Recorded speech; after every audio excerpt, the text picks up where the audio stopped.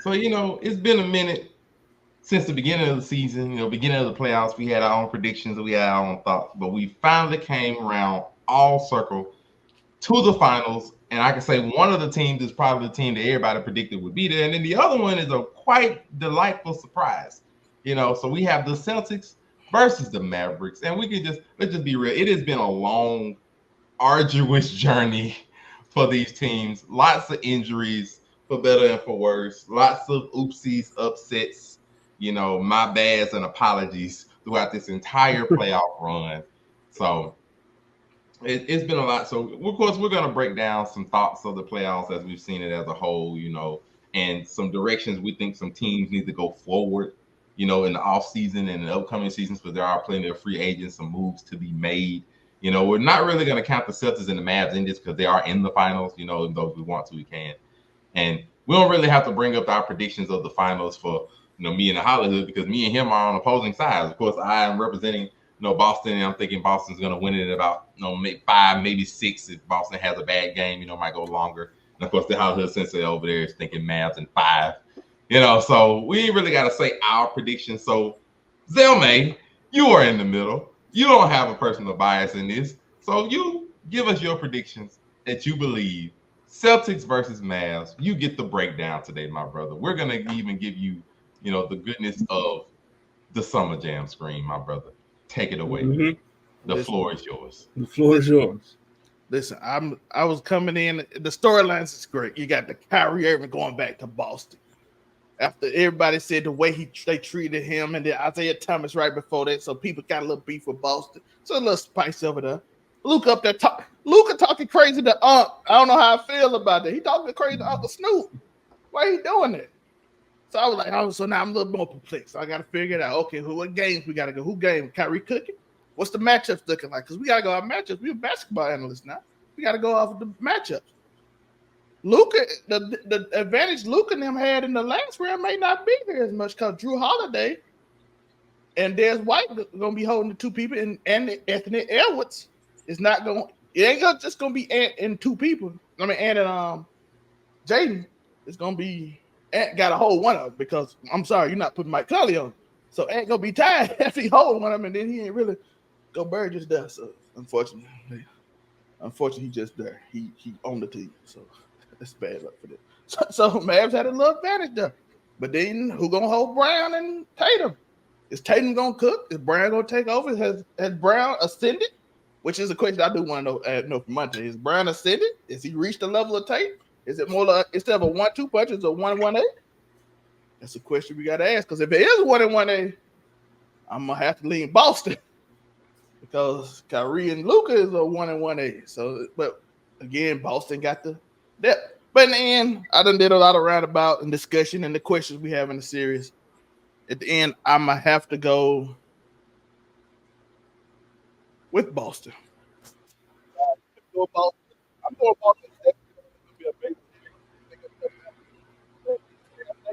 You went out a little bit, Zelman. I don't know what happened to your speaker and everything, but your mic went out a little bit. You said Boston and everything cut out. I started to think that maybe the Hollywood above me started to interfere with your mic or something of that nature. I don't know. Definitely. I had to run interference. But I do have to go with Boston. I think they're a little more rest. I think Luka. At the end, Luka he drained on. Maybe he can heal by the 6th. Maybe he can come back by Thursday. We don't know how well he's gonna be.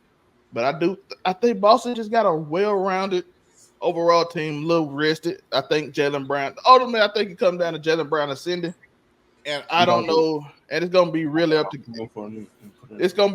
Kyrie if he can just continue the 30-30 game without trying to figure out how to get everybody else. And PJ Washington play good. I think Maverick do got a chance. I got it in the 7. I think I could be wrong because I think it's going 7 regardless. But I'm going with Boston. I think Jaylen Brown has ascended to the next level.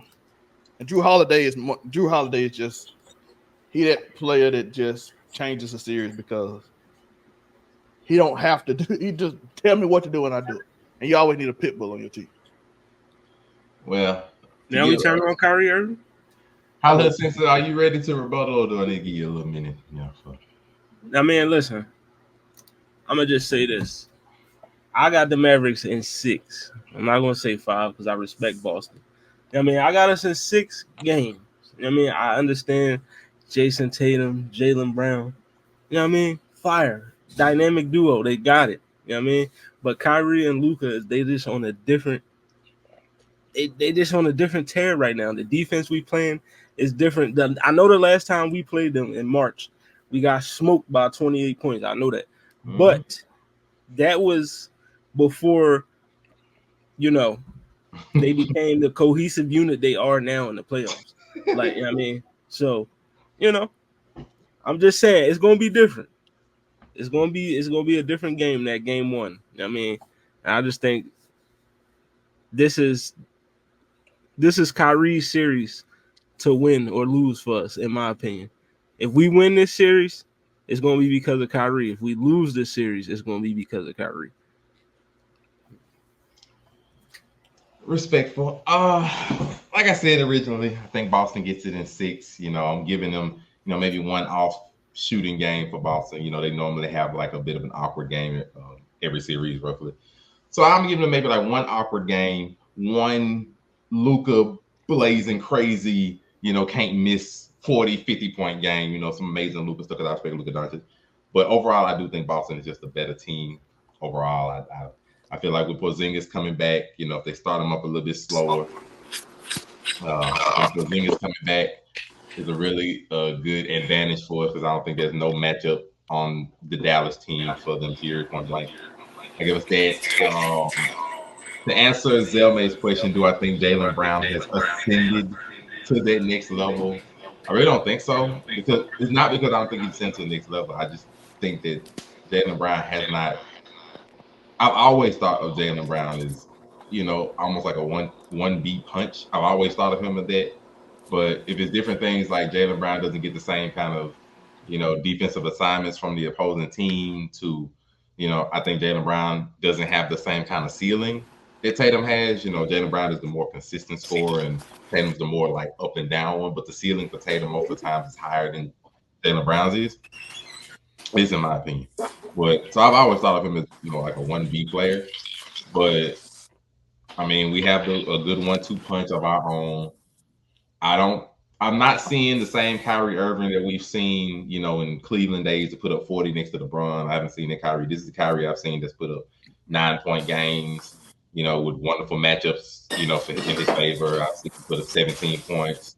Then I've also seen him put up 30 like last game. So he's very streaky for some reason at this game, at this level right now. So I don't. Yeah, like I said, I agree with how the Hood Saints say this could be the Kyrie win or lose. If Kyrie is balling, putting up 30 a night, hey, Boston will be in trouble. But if that Kyrie ain't here, I really think we just overall our better team. We got the defensive matchup to throw bodies at the main two people. I don't trust in the rest of the Dallas Mavericks roster. I don't trust in the other three. I don't trust in PJ Washington like that, Derek Lively. So now we turn on Gafford? I'm sorry, like this is their first finals. Boston have been here before. People forgetting Boston got the advantage when it comes to experience. We've been in the finals before. We've been this league before. I have yet to see anybody outside of Kyrie Irving on the entire Dallas roster get anywhere close to this kind of level. So experience favors us. The team favors us. Home court, even though home court don't really mean much, as much as it used to. Home court favors us. I really just see Boston having the major advantages. Do they have the best player in the entire series? No, because I do think Luka Doncic is the best player. Look at him, dog. One player don't make a team. One player can get the team over the hump.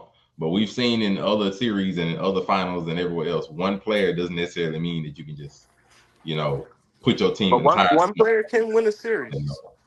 If the disparity is that much of a difference, one player don't change that. We've seen LeBron James get smoked by the San Antonio Spurs, even though he was clearly the best player on the court. We've seen, multiple aspects of that. So I can't just say just because Luka's the best player, but the rest of the team don't measure up to that. So I think Luka's just gonna smoke. I can't do. We gotta give Tim Duncan some respect. He just shoot the ball at the backboard for 40 points again. I know we've seen multiple instances of that, so I can't say that. Even though, and I do acknowledge Boston's had a huge run to the finals. I'm not going to change it. I'm not going to acknowledge that. If Boston wins this title, am I going to look at it any less? No, because we've seen. I was making fun of him for it, not picking to win. So I would say, to me, to counter that point for other people, we've seen other superstars win rings from people being hurt and injured and other stuff. And I respect to these superstars when I bring up these examples, but Steph Curry's first ring, their run through the West had multiple injuries on multiple Western Conference teams for his matchups. Nobody brings up that. Kawhi Leonard's second championship when he went against the Warriors were missing Klay Thompson because of an injury and Kevin Durant, who got re-injured on the court trying to come back too early. And Draymond fouled out. And they're supposed to win, and Draymond fouled for nobody talks about that. Nobody says, "Oh, Kawhi Leonard's second ring is disqualified." Nobody brings that up either. So injuries, unfortunately, we don't wish injuries on nobody, but they're a part of the game. So I can't weigh that against some teams just because they were able to beat or play against the people that they went against. It's not their fault that people got hurt. You got beat who in front of you. You know what I mean? So Boston went through that last year when they caught back up 3 games on the Heat, and then Tatum got hurt in Game 7. So it's not like and it don't work out for me. Like the last two series. It's not like Boston themselves hadn't dealt with the same thing in past years. So it's a part of the game, unfortunately. But it's what it is. We shall see. But fun fact: I root for Philly, and I live in Texas, and Tyler root for Dallas, and he from Philly. So, but luckily, speaking of Philly, there's another part of this that I wanted to bring up. So there's a number of teams, that we have lost along the way during these finals. And so I feel it's only right that us as, some sports fans, and, people of podcasts, or whatever the case may be, people with opinions at least, go through some of the teams and figure out what moves should they make in the offseason to sort of change their fortunes. And since you decided to bring up those good old Philadelphia 76ers, Zell May, I'm going to give you the honor first. We're looking at some of these play-in teams, some of these different squads, 44 and 35. Embiid, unfortunately, got hurt a good chunk of the way to the season when he was on his way to possibly another MVP run. They managed to bring it back up, get through the play-in, but unfortunately, they did lose. So my question to you is, what do the 76ers need to do in the offseason? They got Tyrese Maxey, up-and-coming star. We still have Embiid, but we don't know how long we're going to have Embiid at top-level form, as a big man with injuries. They don't necessarily have good, long-lasting careers. So my question to you is, what should they do with this offseason, my brother? They're talking. We in talks to get looking like we in talks to try to get that Paul George and Jimmy Butler back. B one his boy back, so we gotta get that guard to take some pressure off Embiid. So when he have to rest, he gotta rest. Because the thing is, he gets hurt and then he plays through it, and then he gets fully hurt for the season. Because that's what he did early in the year then he came back. Y'all remember he came back like halfway through the season. Then he re-injured it and was out to the end of the season. We just need somebody to take that pressure where you don't feel like you got to come back. We already got Max, as Monte said. We got to get rid of Tobias Harris. He's really useless. Like that man is just there. Like, sometimes he just go in the corner and sit. If y'all believe me, y'all say I'm just talking. Watch the game when they played who was it? The Knicks. And watch him sit in the corner for like 8 minutes. He just sat in the corner. I'm like, bro, why are you here? As my boy Rashad McCann say, move around. I don't know what's going on, but get us a Jimmy Butler, get us a forward that can defend too. Give us some. We got a lot of 3-and-D players, so I love that. But we need somebody that can score and can get their own shot because I love Oubre. I love all them people. Oubre could end up being a free agent, but I think we're gonna get him back. But we got a lot of 3-and-D players that can just interchangeable, which is a good matchup for Boston and people like that. So we can play well. We got a center that can play well with Boston. We just need another score. So that'll be a problem because they put Drew Holiday on Maxey. And what we got? Just a bunch of dudes can shoot threes and can't score on their own. So if you're looking at the top team, the way Minnesota looked at Denver and said, how do we beat that team? Get big. And they advanced to the Western Conference Final. And B ain't never been out the second round. How do we beat the teams at the top? We got a good matchup with Milwaukee if they get healthy. I feel like Boston is the problem. How do we do it? Get somebody to get their own shot. And so Drew Holiday can't just stop one person. And Maxey, Maxey can't score on, but it'll be turnover fest because Maxey still move too fast. That will be one. Hollywood Sensei, I'm going to give you the honor of fighting with the roster of the Miami Heat. If you were Pat Riley, y'all made it through another grueling season, got into the play-in, got through the play-in, unfortunately lost Jimmy Butler in the process of this, to a good injury, and they didn't make it through round one, lost in 5 to Boston. You are the grimy, fighting Miami Heats. what do you think you need to do in the offseason to finally get another finals run in your belt? Miami. I'm gonna keep it a buck. I think it's time to move off Jimmy. Yeah, Yes. I mean, Ooh. it's time. Send him here. Like y'all made it. I think they peaked that year they went to the finals. You know what I To mean? which year? When they lost to Denver. You know Hmm. what I mean? That was the best they was going to get. You know what I mean? I don't think they just don't have enough. It's just Jimmy, Bam, Tyler Hero. I don't think Jimmy is a number one option for a championship team. Like, I mean, I think he's a piece to a championship team, but he's not your ultimate Billy. option. You know what I mean? So if I'm Miami, I mean, I'm moving off Jimmy. I'm gonna try to get me package some players. Give me some young pieces, or give me some draft picks or something. Not in this draft because this draft coming up is ass. But you know what I mean? Move San, off Jimmy. San It's Antonio time. draft a 7-foot giant from France. We need 2 of them. I need twin towers. 7'1" and 7'5". Let's go. Man, just get Bronny James, bro. Heck no. That's what I was gonna say for the Sixers.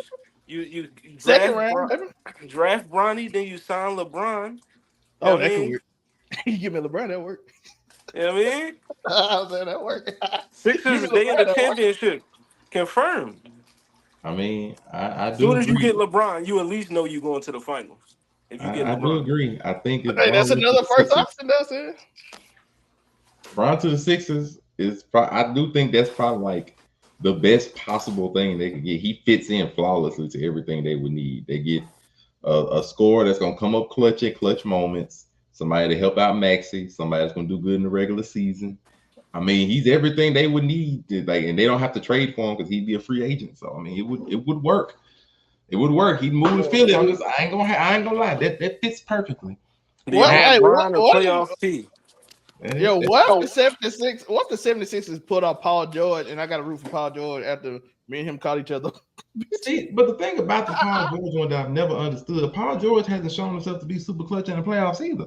Like Listen, pandemic P is a thing, so I don't he understand why gonna he's come in the been. comments and try to diss me again, and then me and him gonna be at war for a year again. I don't get it because like Paul George is not shown to be clutch in the playoffs in the times that we've seen or needed. Matter of fact, this past playoff run, we saw him and James Harden stink up the joint again. Like it's not new, so I don't really quite understand why the seven, other than like position wise, he fits the position. Small forward wonderfully.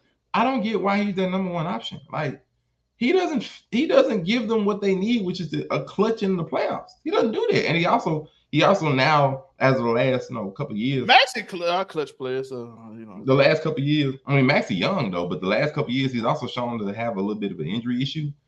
So he's been able to play through it sometimes, but he does have an injury problem as well. You don't need another one of those when you got Embiid on your team. Like you don't need 2 of it. So I don't like Jimmy Butler makes sense. Butler makes sense because he's gonna come up clutch in the playoffs. What you need as long as he doesn't get injured on the way there. He can't come up clutch. I understand that one, but the Paul George one I don't quite understand. But listen, we got Tobias Harris, Paul George way better. But to give another team on the East, we're going to do 4 of them out of them. 4 teams out of the East. Zelmay, you have had history with this particular head coach. So let's go ahead and give you the honor of talking about what the Bucks need to do in the offseason. New coach, Doc Rivers, halfway through. And unfortunately, it didn't seem to work out. Giannis got hurt last game of the season. I think it was last game of the season. Last 2. Last game of the season. They didn't make it out of round 1. And, unfortunately, they got dealt the same fate. So if you are GM, owner of the Milwaukee Bucks, you got Giannis on your plate. What's the goal? Your team is getting old, and you basically know because you've already won a championship, it's either championship or bust for the Bucks. It's not really another option for them. You have one of the top 3 players in the world, most likely. Everybody feels, in Giannis. You got a title already under your belt. It's basically, and you just traded for Dame. It's title or bust pretty much. It's finals or bust for Milwaukee. What you doing if you the GM of them? First round, fire Doc. Listen. Shouldn't have hired him in the first place. Listen. Y'all listen to me. I know everybody like to make excuses. Oh, he had injuries. That's why he stayed in the league because he can make excuses. They were 31-13 when he got the job. Look at their record. What they tell you their record was? I'm just saying. How am I wrong? Well, they're not 31-13. Look at that record now. That looked like it came from a 31-13 team. Nope. Not at all. And all because Giannis didn't like the dude telling his brother you got to move around. Yo, that's all I'm saying. His brother in commercial. Listen, Giannis. Another thing you got to do, Giannis. You got to let go of this team. What I'm saying by let go of this team, you got to stop forcing them to do stuff. They can't, bro. They signed at one point. They signed both of your brothers. You know good and well they can't play. I saw the man airball. I saw the man airball a layup, bro. All he do is dance on the sideline. You're good. Maybe put him on injury reserve so he can just keep a shirt on and be in a suit and just dance. Like maybe that's what you want to do. Who used to do it? He used to be playing with LeBron. Used to do it. Listen, if you want, look, the man can't be getting on the court. He can't get minutes. You gotta start letting go. You gotta let them pick the people they want. And the second thing you gotta do is try to get people. And the third and last thing you gotta really do, fire Doctor one. You might have a little bit of a chance. Then Giannis let go of the team is you gonna have a little more of a chance. Third thing you gotta do is you gotta just recruit a bunch of fast players. Y'all are way too old and slow. I'm sorry, you can't come Boston go. I saw that Orlando team, that young Orlando team. Oh, they run. A fully healthy Knicks team. Oh, they run. Slow team like you, but Max is fast, and they gonna cause you problems. You ain't got to defend. Pacers, we just seen put them out. They run. The problem now, and I said Philly, they ain't fast, but Maxey cannot run your whole team by himself. So like you don't have Dame on him, he just gonna sprint past everybody. And then all of a sudden the advantage you got in B take that away. And if they get one of the players we talking about, you in trouble then. So you got to get some speed on the court to go with them. I'm sorry, Chris Middleton too slow. He ain't a third option. He's supposed to be a second. And when you're third option, he look lost. So you got to get some. You got to trade package some to try to get some youth out there and go. That's all. I mean, an issue that they did have is seeing how they let go of Drew Holiday, picked up Dame. They had a big defensive issue, and they didn't get better with Doc. They slow. The defense became a major issue. They weren't really able to stop a lot of people, and it came. Drew Holiday made up for a lot of that slowness on their team. Because they lost to a Pacers team. Now, true, they didn't have Giannis, but they also lost to a Pacers team that didn't really have a good Halliburton on there either. So it's like it's a really struggle to see them getting better. They got to get better on defensive end. I do agree they got to get some younger players. Monte just left her. But what Monte said, they got to get younger. Definitely got to get younger. Like I said, Drew Holiday made up for a lot of their mistakes. They slowness, Drew Holiday made up for a lot of their slowness. He made up for a lot of their slowness they had because he just took people away, and all of a sudden, y'all look like a good defense. Y'all, they not good. Brook Lopez is slow as Chris. Giannis the only person that's decently fast. Chris Middleton is slow. You can't even name the other people on the team. If I'm Milwaukee, it's the same like Philly. Get rid of Tobias Harris. Get rid of Chris Middleton. Get his ass up out of there. It's time to go. You know what I mean? Oh, wow. Chris Middleton, you done wore out your welcome. You got to go. You know what I mean? You need Chris Middleton out of there. You need a more solid third option. Somebody that's actually going to be available. You know what I mean? And not injured half the season. And, more consistent. And also, the hiring of Doc Rivers was just stupid. Like, you know what I mean? That right there, when they did that, I was like, yeah, they not going to the finals this year. You know what I mean? I thought they had it when they got Dame. I'm like, oh, they might go to the finals. And then they hired Doc Rivers. I'm like, yep, nope. Listen, can I stop that excuse they got too? I want to stop this excuse that he came in the middle of the season. He been with the team for the whole year. Right. He was literally the coaching consultant. He was behind the coach on the bench, meaning he was there the entire time. It ain't like, oh, I just took over the team randomly. You was behind the coach the whole time. You was there. They 31-13, and they go to 47-31. So that means they went 16-17. 16-18. 16-18 on this team. Oh boy, I don't know. You got to get younger. You got to get a little deeper, and they got to get healthier. All I know is Adrian Griffin is somewhere cracking the foot. He's just laughing his ass off right now, just cackling like the Joker. You know what I mean? I got to coach the All-Star game. He came in 2 games before. But speaking of the Joker, we do need to go to the Western Conference, and I'm glad the Joker was brought up. Hollywood Sensei, you get the honor, the privilege to talk about what do last year's champions need to do to come back this year. Now, surprisingly, they were put out by the Minnesota Timberwolves, a team that seemed like they were constructed to do one job this playoffs only, and that was to get rid of the Nuggets. And they looked up and was able to do that, and now the Nuggets are sitting on the outside looking in, surprisingly. What do you think they need to do? It looks like they're missing that deep bench roster that they had last year. What do they need? No Yeah, that's exactly what they need. Depth. They need a bench. I mean, you definitely need a solid big man behind Jokic. You know what I mean? So, you can kind of relax his minutes a little bit. Get a solid big man behind Jokic. I mean, another guard. You know what I mean, for Murray. They just need bench help. That's just what it is. They just need bench. And to be honest, a more consistent third option, because Aaron Gordon and Michael Porter Jr.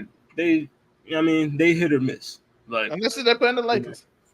They hit or miss. Like, you need a more consistent third option. I think they probably gonna lose Caldwell Pope in free agency or something.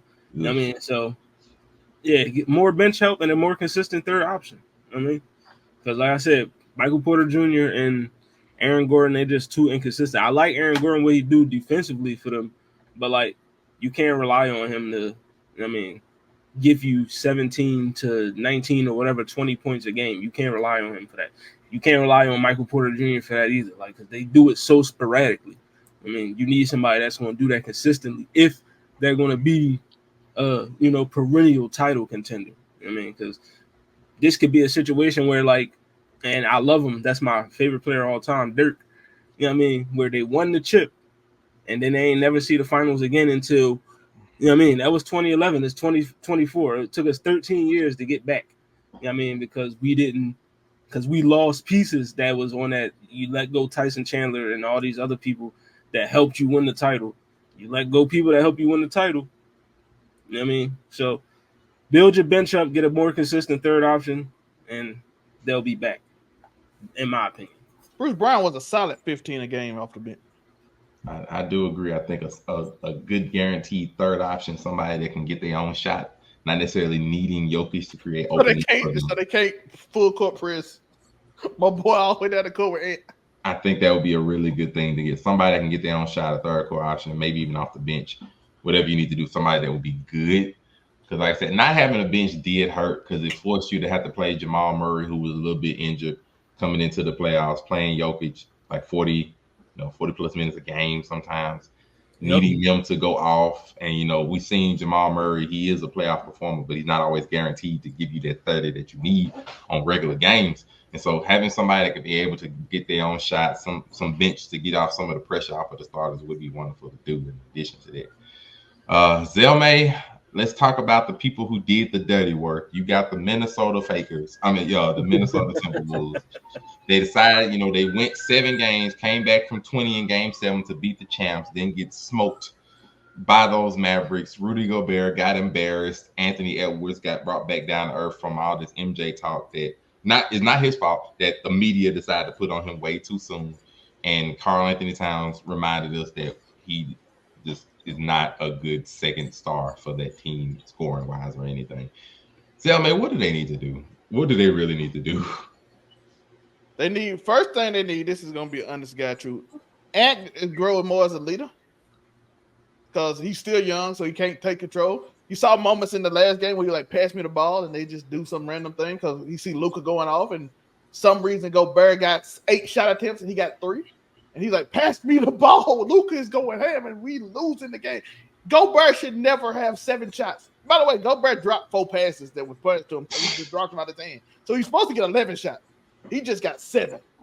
So he just got 7 up, and he missed like 5 free throws. He had like 5 free throws and missed 3 of them. So first thing you need leadership because you need to be able to tell Cat, listen, if they got a guard hold, this is a problem. Shout out to Gil's Arena for bringing this up too, because they did. I know they did online, so I want to give them credit. You have PJ Washington, a guard, holding Cat. How the hood? If you run a pick and roll and it's a pick and pop, and Ant does a pick and pop with you, he has another guard guarding him. It's like the most pointless pick and roll there ever was. Pointless. You just wasted 8 seconds to set up a pick and roll, and you still got a guard on you. The whole purpose of getting pick and roll is to get a slower person on you. P.J. Washington might be a little faster than Jones, but Jones is a better defender, but he might be a little quicker. So you just got a quicker person on you. Now you just run a pointless play.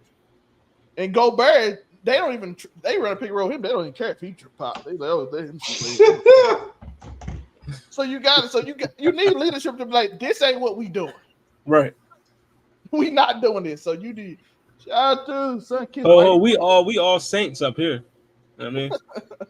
So the first thing you gotta do is set he gotta be able to be like, listen, lean on me, trust me, which he showed a little bit this year, but you can saw the frustration in the game fight, like pass me the ball, and they wouldn't do it. And it was like, we gonna do what the coach say and all that. Listen, Fitz, I'm sorry, bro. That game plan you had was tell Cat to get in the paint. I'm sorry, you trying to be a point guard at the 3-point line, and then you falling and losing the ball for turnovers. And Lucas shooting half court for you. I got an easy fix for the Timberwolves. Easy. You know what I mean? We get into it. We get into it. Easy fix. All you gotta do, trade Karl Anthony Towns and trade Rudy Gobert. Get them 2 motherfuckers up out of there. You know what I mean? And build around Ant like you're supposed to. You know what I mean? You McDaniels is a good wing. You could keep him. You know what I mean? Get a point guard because Conley is old, so get you another point guard. But Gobert and Karl Anthony Towns gotta go. Either one or the other or both gotta get up out of there. You still need the size, but you still want the size for Jokic. Yeah. And we saw Cat holding decent. So Cat, if we can somehow get Cat to be a third option. Yeah. I'd rather keep Cat and get rid of Gobert because he doesn't do anything. He don't help really on like the defensive. A 3-time defensive player of the year should not be a liability in the playoffs. Like you should not be a liability like Luka should not be telling. Jaden Hardy like, nah, bro, go ahead. You got Gobert on you. Go ahead. You know what I mean? Like he got mad when he didn't. I saw him. Like, that's the defensive player of the year, and niggas is like, nah, go ahead. You got Gobert on you. You know what I mean? You seen the picture of Jaden McDaniels when they froze the frame of his face when he saw Gobert guarding Luka. He knew it. Like, damn, it's over. We about to get cooked. And that's the defensive player of the year, 3-time defensive player of the year. Get rid of Gobert. Like it was already the dumbest trade in NBA history when Minnesota traded for Gobert. You know what I mean? And now look at the results that you got. Look at the results. Hey, you got to the Western Conference. You ain't been there since 2004. But you can't say look at the result. You didn't get further. Look at the results. I'm saying look at the results from Rudy. You got to the Western Conference Finals on the back of Anthony Edwards, not on the back of Rudy Gobert. You know what I mean? That's why you got to the conference finals because of Anthony Edwards, not Rudy Gobert. They looked like a better team when Gobert was out. Yeah, that defensive performance they did in Game 2 against Denver was crazy. that was a crazy. All right, so that's my second one though. My third one is what you gotta do is just get better as a player. Keep involved. If he take the same leap he did from last year to this year, and he take another leap that big, it's a problem. It's a problem. Because people like in the playoff, he averaged 28, 8, and 7 in the playoff. That's an insane number for us, 22-year-old. 28, 8, and 7, dog. Okay. I'm saying let's keep some things in perspective. Ant averaged 28, 8, and 7, mostly off of the back of his performance against the Nuggets. And maybe the earlier round. His performance against the Nuggets was the main reason he got such a boost because his performance against the Mavs was nowhere near that good and didn't score 30 the entire series. Oh, he was good. So I'm gonna be honest with you, dog. He had a whole when Luka got hot, he was on Luka. When Kyrie, I understand it. And I'm like, if you don't understand, dog, that's a whole work. I understand. No, but I understand it. But I'm just saying, we can't just look solely at the numbers and be like, okay, from series to series, it's a far different story being told from what he did against Denver to what he did against the Mavs. But if we're trying to fix the Timberwolves, it's a few problems. One, the coach got to decide what identity the Timberwolves are going to be. They can't try to be, big man, twin towers like the Lakers, of the Kobe, Pau Gasol, Lamar Odom era, and then have Cat rolling up shooting 8 to 9 threes a game like he's Luka Doncic and missing the majority of them. Like, yeah, sure, he had one game where he went 4 for 4. He had another game where he went 0 for 8. He had another game where he was like 1 for 7. Like, Cat, they have to decide what identity they're going to be. If you're going to be a big man team with a superstar or a star outside guard, cool, no problem. But be that identity. You can't try to be some of both where you're a shooting team, but you're also a big man team with a big man in center that don't have his own shot and can't do really much other than the dunk and a couple of layups. You can't do that. So they have to figure out what identity they're going to be. And then once you figure out that identity, you need to make Cat do it. Because I'm sorry, we've seen this time after time, year after year, Cat come up short at big moments, especially in the playoffs. We've seen this. And for some reason, even though we've seen this before this year, last year they decided to sign Karl-Anthony Towns to a Supermax contract that goes into effect next year. So Cat for the next 4 years is going to be getting paid top player money. So the likelihood that they're going to be able to trade him after this year, it ain't likely. So I don't really know what you can get for Cat. Just to be honest, it's probably the best his trade value is going to be. Ignoring the playoff performance, his performance throughout the season is relatively good. This is probably going to be the best chance you can to trade him. But, if he getting paid Supermax money for the next 4 years, what are you going to trade him for? What are you going to get for Cat that'll keep you in the top 3 of the Western Conference, that they were this year? What can you really get for Karl-Anthony Towns at this point? I don't really know. But, for just saying, I want Ant to get better, yeah, we can hope Ant gets better. This could also be Ant's ceiling. We don't know that he's young. So, he got a lot he can do better. That's if he work on his game. No, I'm just saying, we have to hope he can get better. His game can rise past this. Because, the NBA is fickle and finicky. We don't know if stars are going to necessarily get better than what they are. We can hope. We can hope Anthony Edwards becomes this 40-point, Kobe, Michael Jordan type player. We can hope he can. If all he knows, he might call curse to the Timberwolves and be this. And we just have to hope for the best for that. So, I don't like, that's one thing. Two, look, they're gonna have to figure out this situation between Karl-Anthony Towns and Rudy Gobert starting on the court together. Because I'm sorry, that coach had a horrible job where you decided to be stubborn and keep that starting 5 when you clearly see Naz Reid is outdoing Gobert and even Karl-Anthony Towns at some point when he's playing on the court with the rest of your team, and you for some reason don't decide to start him, and you're already down 1-0, 2-0, 3-0. You see yourself losing down the court. You see yourself losing down the end of the game, and you see yourself these assignments aren't working. And you just decide to be stubborn. Like, just know, like, you have a good player coming off the bench. You can change up your lineup, do what you need to do to show that you're putting up some effort to try to win.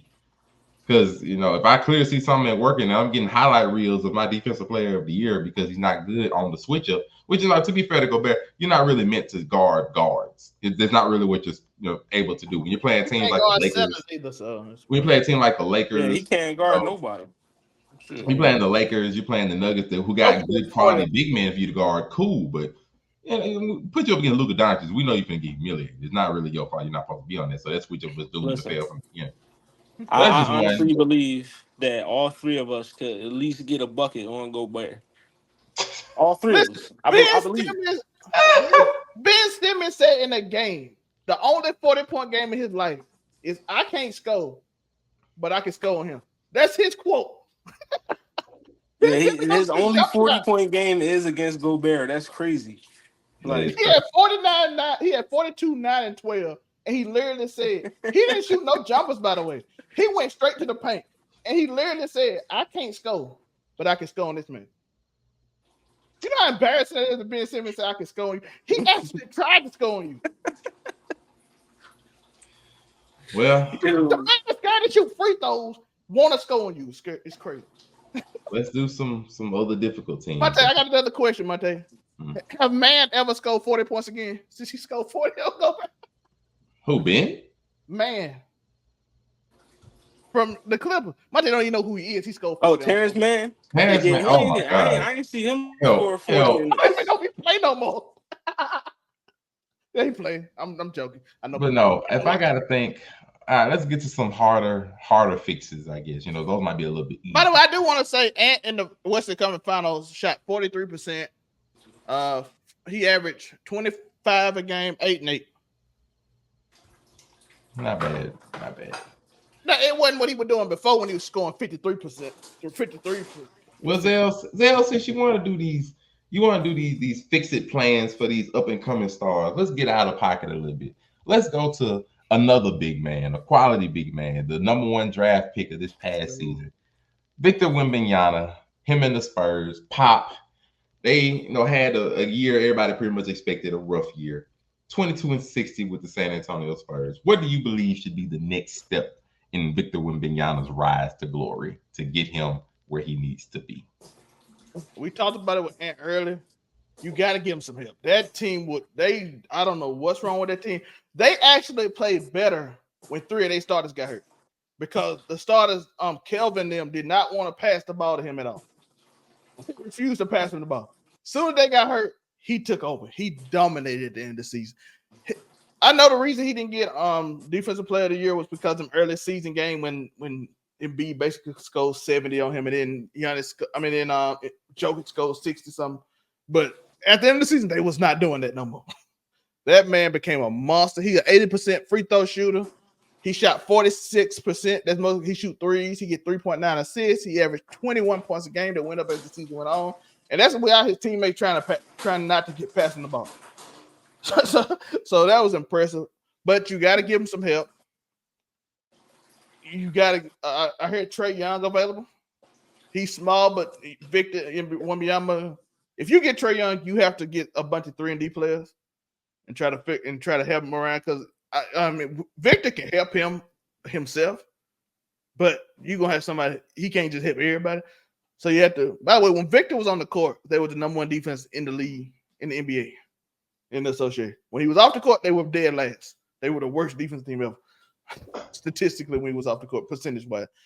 So that's why he also should win. He's a 7'4". He's a 7'4" center. The Trae Young available. They have Chris Paul might be available. He's old though, but so you'll have to get even more help with him. Draft a 7-footer from where you from? France? So they have the twin French towers. I think you said France. Yeah, the guy from France. What is he? How tall is he? Let me see. But you draft him. You have your twin tower. He athletic too. Let me see how tall. So you want to put Wemby on power forward? You can put either one of them at power forward. What the guy from France? Let's see. I'm trying to look at what he's looking like. See which one play where. Wemby quick enough, he can play power forward too, and guards ain't gonna really blow by him. I mean, he's 7 foot. Like, ain't no big man finna blow by him. I can tell you that much. That's what I'm saying. So I'm trying to look. You don't want him to get crossed up like Gobert against guards either, though. You don't want that if you're playing power forward.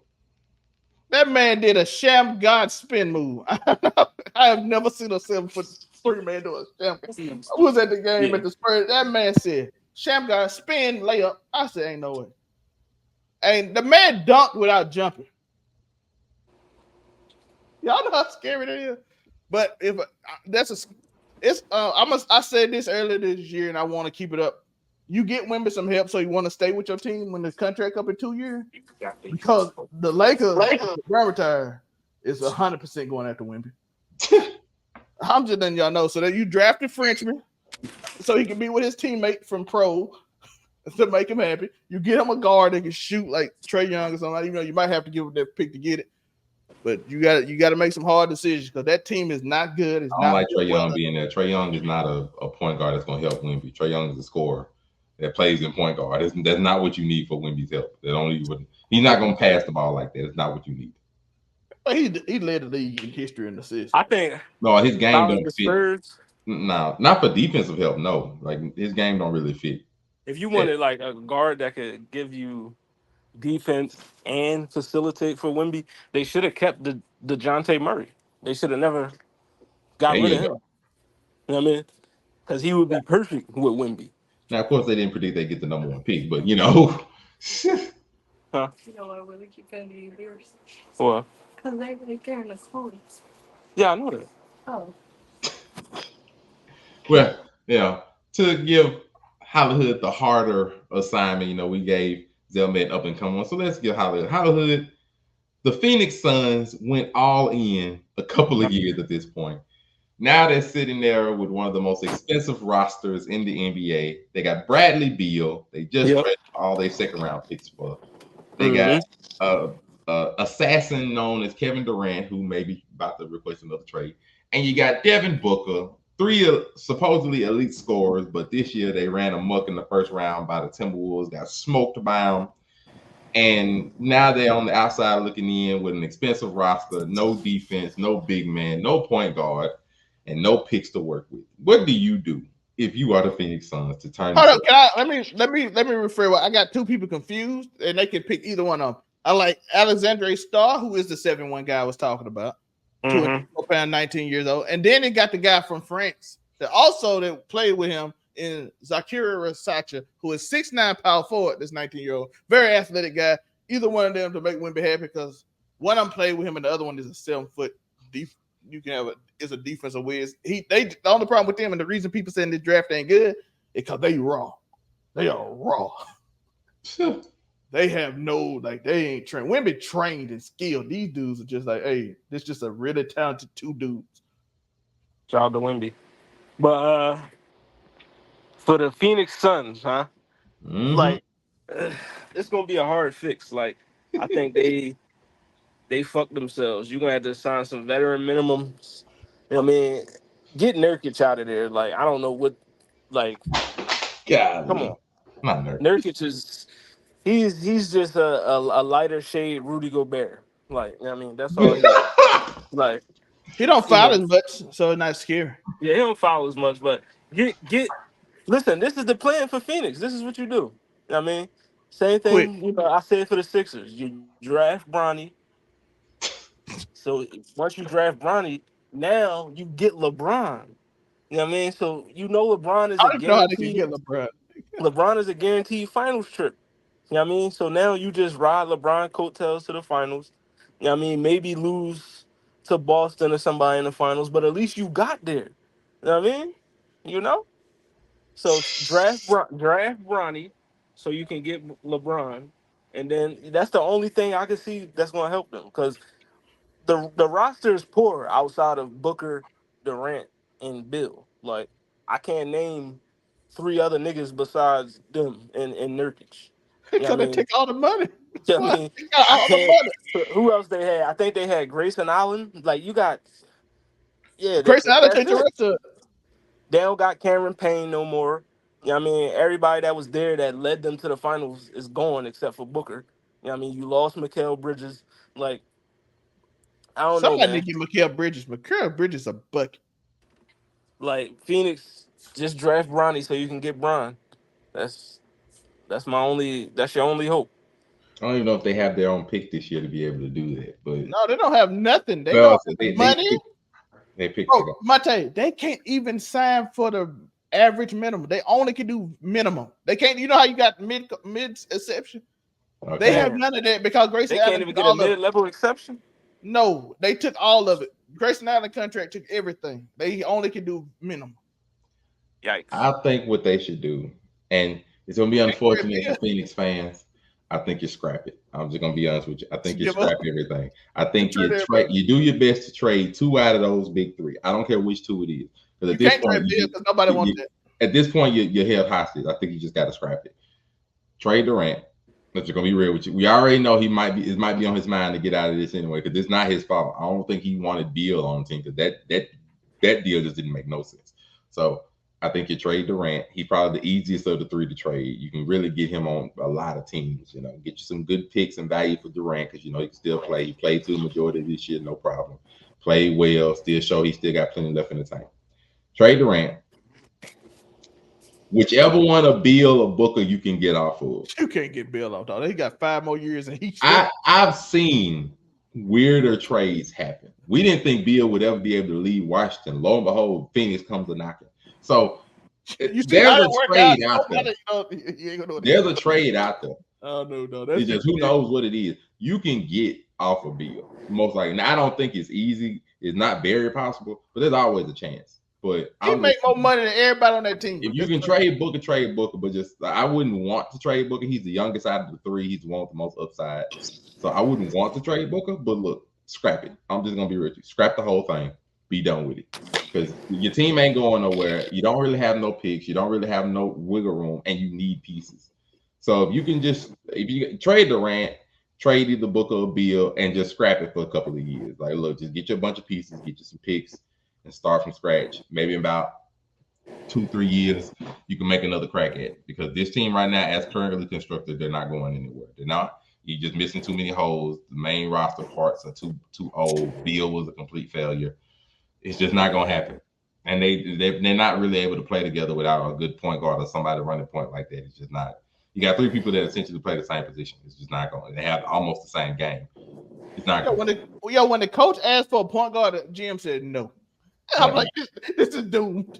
And also, like, your GM might have to go. I ain't gonna hold you on this point. Like, we do the Durant trade. All right, fine. You want to go all in for Durant? We're not mad at you. You trade away Aiden. All right, we're looking at you a little cross-eyed, whatever. You want to trade in Aiden, fine. We're not gonna be super mad at you for trading Aiden. You needed a little bit of a big man. Matter of fact, if they'd have kept Aiden instead of Beal, and this team was the way it was, just no point guard, they could have made it work.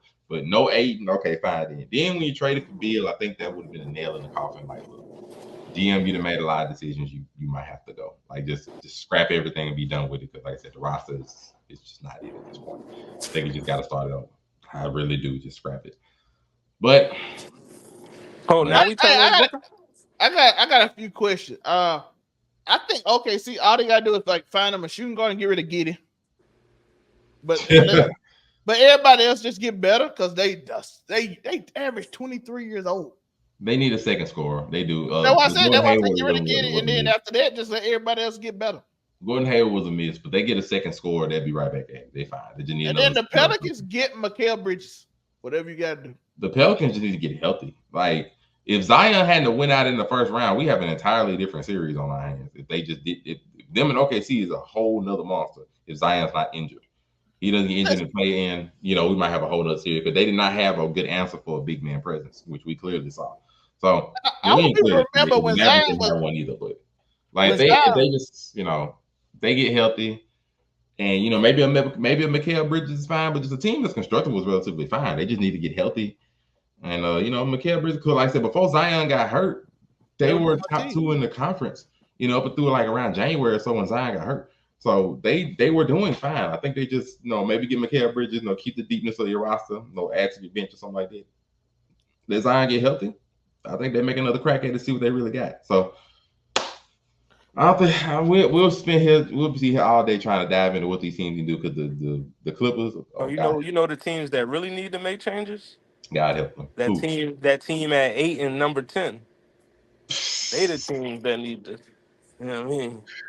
You want to go into these deep projects, boy. Shh.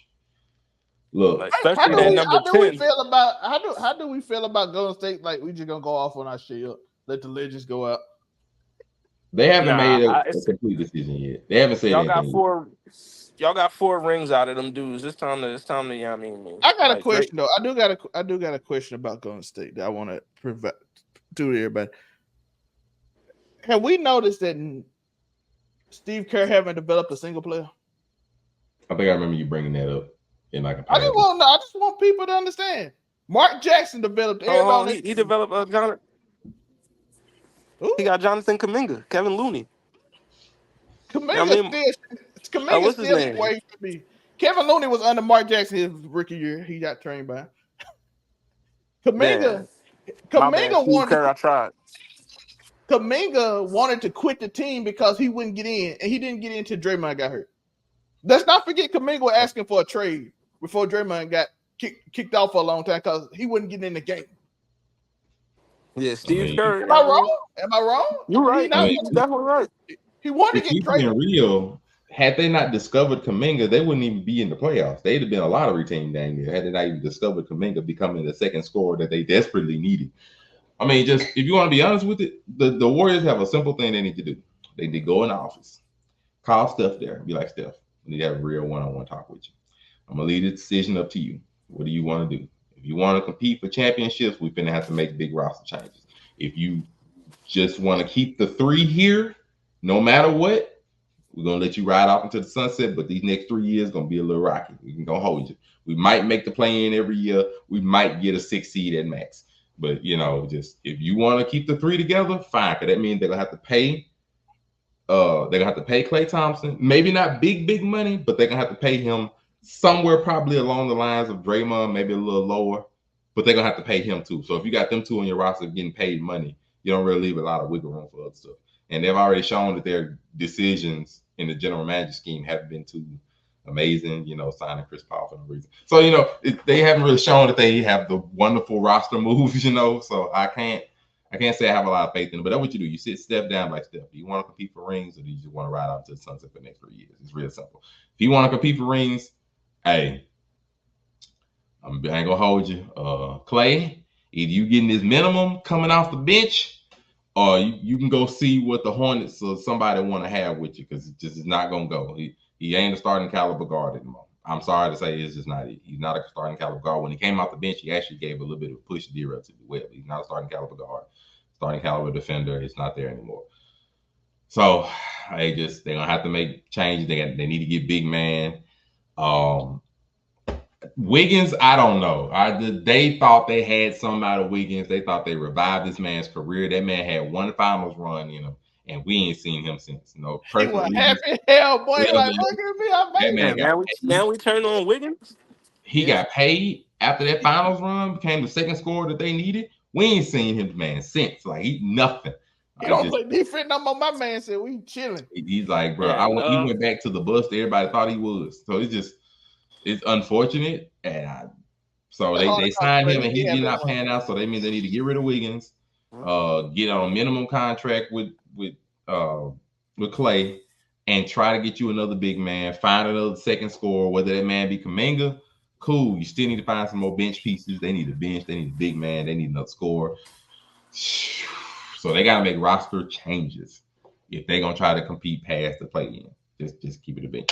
That's a big one for the Lakers. I mean, they just depend on if they're gonna keep Bron or not. If Bron goes off to other pastures, shoot, they go ahead and scrap everything, bro. Go ahead and get ready to become a play-in team, draft in regularly, and see how much you got in Anthony Davis. Anthony Davis, whether he's gonna play that for 5 years or whether he's gonna request a trade after 2. We'll see how this goes. They wait 2 years to see if they can get win, because that's what the Lakers do. They're gonna either request a trade after 2, or he's gonna play that for the next 5 or so, and we'll see after that. But if the Lakers keep LeBron, then we'll see what Rob Pelinka got in his hat. It's been hit or miss mostly, a lot of miss recently. So we'll see. We'll see how that goes. What the Lakers do whenever a generational big man comes, 2 or 3 years later after that first contract, what they do? Every time they go to another team. Kareem, they go Shaq. Oh, we got Wemby. You don't want to stay in that little market. Wemby's going to LA. He's going to the Lakers. I hope he don't. Please stay here. But if they don't, it's going to be Wemby and Bronny in LA. That's going to be Kobe and Shaq. Listen, if they don't give Wemby help though, that's the only thing I'm saying. This San Antonio, please. I love it here. Please even though they say San Antonio is a small market, San Antonio like the 7th biggest city in the country. But let's go, Wemby and Bronny. But we know what they're going for. Everybody know what they're going. They do it every time. They go for the center, the generational. Every time when they seem to be in a small market. When Kareem was in Milwaukee, we go get him. Shaq was in Orlando. We go get him.